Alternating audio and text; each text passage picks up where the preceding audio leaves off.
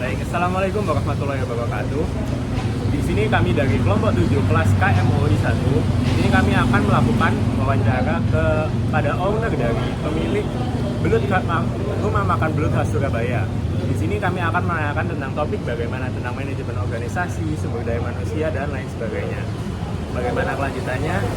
Lanjut, tunggu di video berikut. Oke. Selamat malam Bapak. Pada malam hari ini kami mewawancarai owner dari Belut khas Surabaya untuk mata kuliah Kepemimpinan dan Manajemen Organisasi. Baik, Bapak dengan siapa atas nama Dengan Pak Firman Prayoga.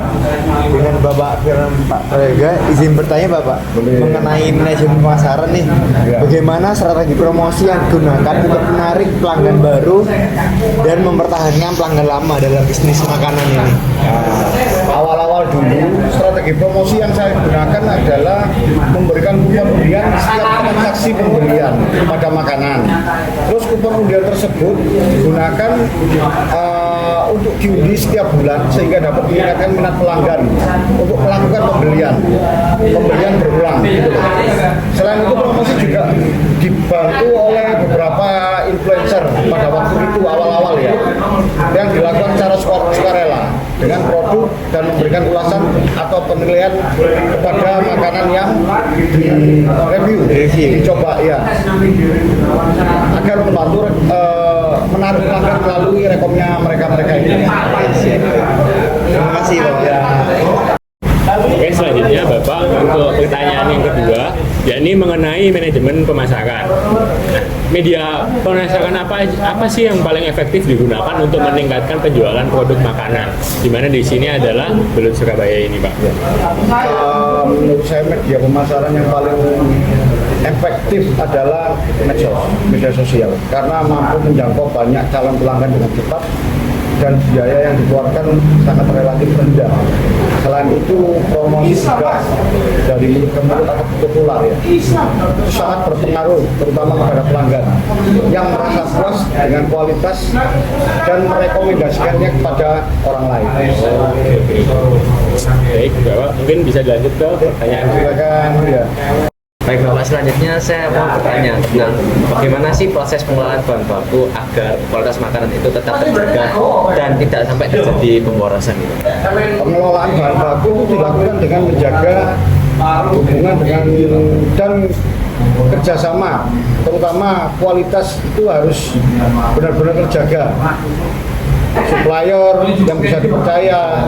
Selain itu, pemilik usaha juga bisa melakukan seleksi dengan cara pilah bahan baku dengan cermat, memastikan kualitas bahan tetap baik. Pengelolaan yang tepat membantu mengurangi resiko pemborosan serta menjaga kualitas produk yang dihasilkan akan tetap terjaga mutunya. Seperti itu. Ya, terima kasih Bapak. Oke Bapak, lanjut ke pertanyaan keempat. Ya. Jadi pertanyaan keempat ini masih sama tentang manajemen operasional. Jadi langkah apa sih yang Bapak lakukan untuk memastikan nih pelayanan kepada pelanggan itu berjalan cepat, ramah dan tetap konsisten dari waktu ke waktu, Pak? Kalau di sini perusahaan ini memberikan pelatihan atau training yang matang kepada karyawan agar memahami standar pelayanan yang diharapkan, SOP-nya. Selain itu dilakukan pengawasan dan evaluasi secara berkala untuk memastikan pelayanan yang diberikan cepat, ramah, konsisten sesuai dengan standar yang telah ditetapkan oleh perusahaan. Jadi memastikan SOP-nya berjalan gitu Pak. Mungkin itu saja Bapak. Oke, pertanyaan selanjutnya, pertanyaan 5, Pak, tentang manajemen sumber daya manusia atau SDM. Bagaimana cara perusahaan merekrut, melatih dan menjaga kinerja karyawan agar tetap produktif dalam bisnis makanan? Perusahaan merekrut karyawan yang memiliki kemampuan belajar dan beradaptasi dengan baik, kerjasama tim atau teamwork itu sangat diharapkan.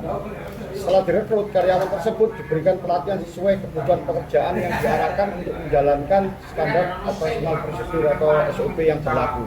Untuk menjaga produktivitas dan kinerja, perusahaan juga melakukan evaluasi secara rutin sehingga karyawan dapat terus meningkatkan kualitas kerjanya.